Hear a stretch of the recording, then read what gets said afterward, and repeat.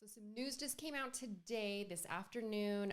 I was just reading it. I was like taking a bath, catching up on all my emails, so I'm a hot mess. But I felt like I needed to hurry and talk about this. Oh, it's going to log me out. So we finally have an announcement for what Disney is going to replace the Fast Pass Max Pass program with. And it's good news and it's bad news.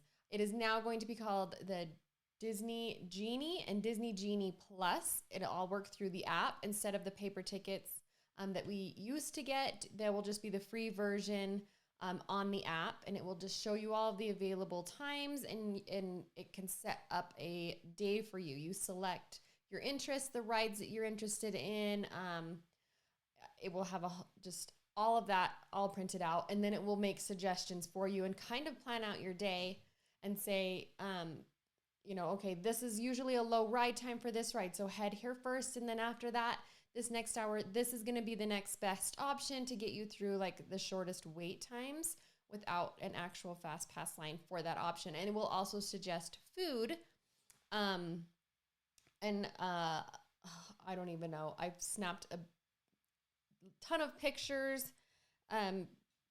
So I will put those through on my Instagram and save those into my highlights. But the Plus series, so which is replacing like the Max Pass Plus or Fast Pass Plus, is going to be $15 at Disney World, $20 at Disneyland, which is what it was when the parks closed, which gave you access to all of those things. So see how to compare them. So the Disney Genie will give you just kind of a layout of the land, but you're still in the standby line.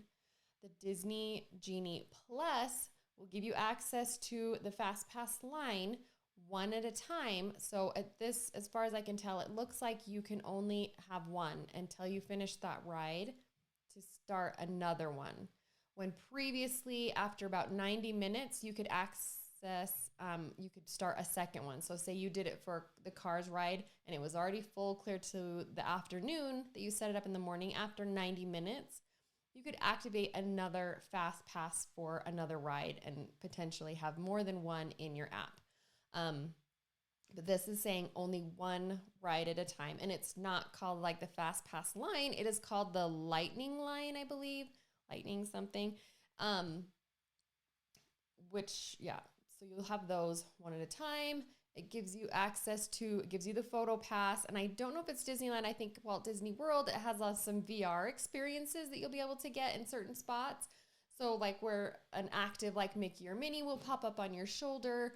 But here's the bad news, the thing that we were fearing the most. So a couple of months ago, Paris Disney activated their Fast Pass system on a pay per ride option, meaning so many euros. It cost this much for their big ticket rides, €7. So, 10 to $11, $9 for one per person per ride. And on their heavier times, so on the weekends, it might cost you a couple bucks more.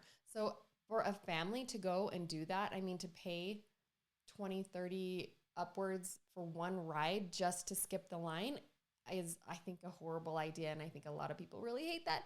And they have done that for the high action rides, which it did say was the Cars ride, Radiator Springs, and I'll find it here. Like the Seven Dwarfs Mine Train in Disney World and Radiator Racers in California Adventure. So there could be a few rides. I'm trying to think what the other super popular one is in Disneyland that the Fast Passes sell out really early. So there's good and bad. It's good that it will be back and there's no date. It just says for this fall. But I'm glad the pricing is at least the same. So with just those few limitations, but some is better than none. And they didn't say if you would be able to add it onto your annual pass option. So maybe that will be announced coming up too. So there will be more info coming out, and I will just update the blog as that comes out. So if you have questions, comment below, message me on Instagram, all that good stuff, Facebook. You know how to get me. And what do you think? I don't know. I don't know if I like it.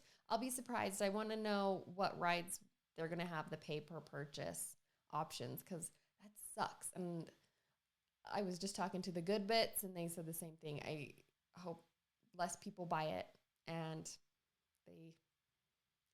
maybe it will fail here in the States, but I don't see that happening. People, we pay whatever for Disney. And